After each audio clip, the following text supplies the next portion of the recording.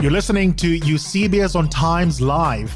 That's this latest podcast on Times Live.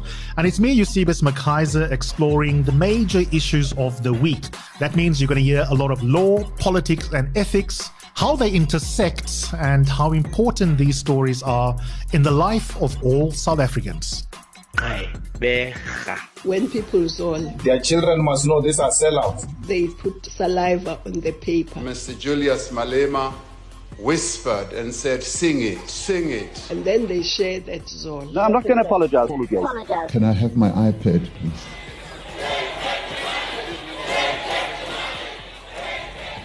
So they stole it.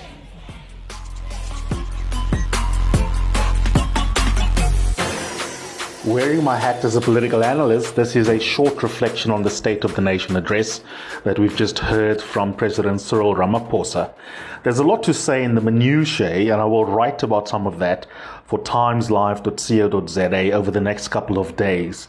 But there's a couple of quick points that I think are important to make in the immediate aftermath of the delivery of the State of the Nation address for 2023.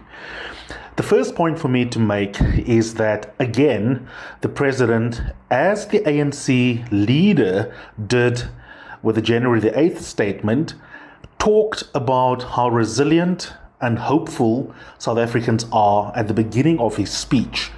And that, in my mind, is an attempt to tap into South Africans' collective psychological insistence on surviving hardship.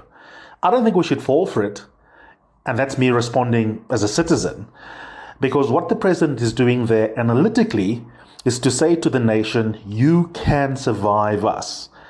And it is rhetorically a good flourish, but of course it's also simultaneously disingenuous insofar as it is not a self-examination move on his part of why the hardship and the many crises that he's asking us to survive, to endure, and to be resilient in the face of came about.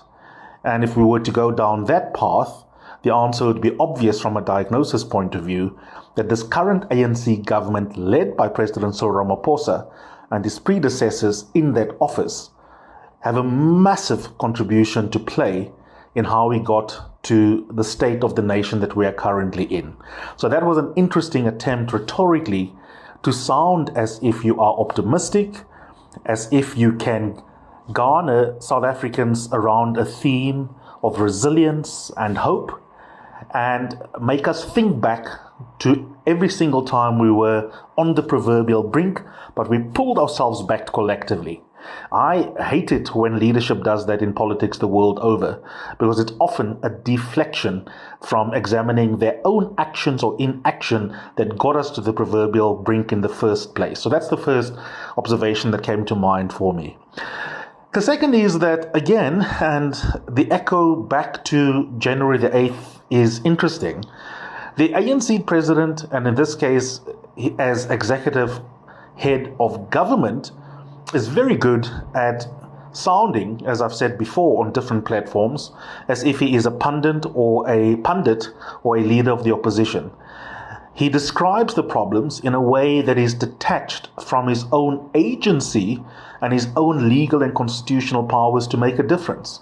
So we will, quote unquote, acknowledge that we have challenges, but without seriously implicating himself in the making of those challenges.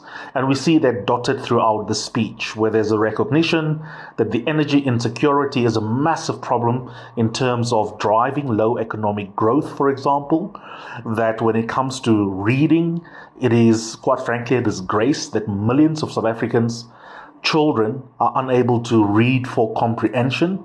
And he talks about these problems in a way that describe them as if he is describing it outside of his own office, rather than as someone who's got a duty and power to effect the necessary change to make sure that our economic growth is more than 1%, more than 5% sustainably over a number of years, to really seriously deal with unemployment, poverty, and inequality. And so that for me was a second observation point, that the president continues this motif of analyzing the state of the nation as if he lacks agency. And I think that's really important for us to reflect on. Probably the most important headline you're going to see in newspapers tomorrow, spoken about on open lines, talk shows across the country, and even on news platforms perhaps like our own, TimesLIVE, and in the weekend papers like the Sunday Times, is this focus on a Minister of Electricity that had been announced and a state of national disaster in relation to energy insecurity. And again, I think it's important to observe what's going on from a political analysis viewpoint. The president wants to be seen to be acting, to be doing something, rather than to be accused of indifference or stasis. But, you've got to ask the question, is there something about the current structure of government that has emasculated the president and disabled him from dealing with the electricity crisis before? And the answer is no. And so it's double-edged. On the one hand, you don't want to be that person who is relentlessly negative when the president is trying to put something on the table in the solution space. Otherwise, we're just accepting the status quo as a fait accompli that can't be moved, right? And so, of course, we have to be future-oriented and try different things. So you don't only be that citizen who is knocking every proposal from the president, but I think it would also be, in the same breath, disingenuous to not notice what's going on here. It is the lack of technocracy, an effective technocracy, that got us to the energy insecurity. It is the fleecing of public institutions and parts of the entire state architecture, which we now refer to as state capture, that got us to this crisis. It's board after board after board not doing its job at Eskom, being completely pliant, and ultimately being controlled by nefarious private sector interests like the Gupta brothers and political principles that were happily in cahoots with dodgy private sector players that got us here. So when the president announces a new decision, like a Minister of Electricity, again, he makes it seem as if, by implication, there's a history that got us to this point, that the ANC-led government, now led by him, and this governments that came before him, had nothing to do with this event. And it leaves us as citizens, I guess, in a position where, on the one hand, there's lots of stuff that's being announced constantly, but on the other hand, we also have a history of this ANC government not delivering. And so, for me, the two overall conclusions, I guess, is the president is very good at describing the crisis without taking genuine moral, political, and constitutional accountability for it.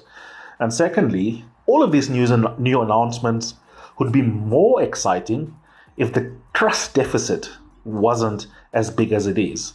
But unfortunately, you and I have got way too many examples of announcements being made without those announcements being realized in practice. The consequence of that is you can be forgiven, and in fact it's rational to be skeptical about the likelihood of any new initiatives seeing the light of day, because the track record of this government, including under the leadership of President Ramaphosa, is not particularly good.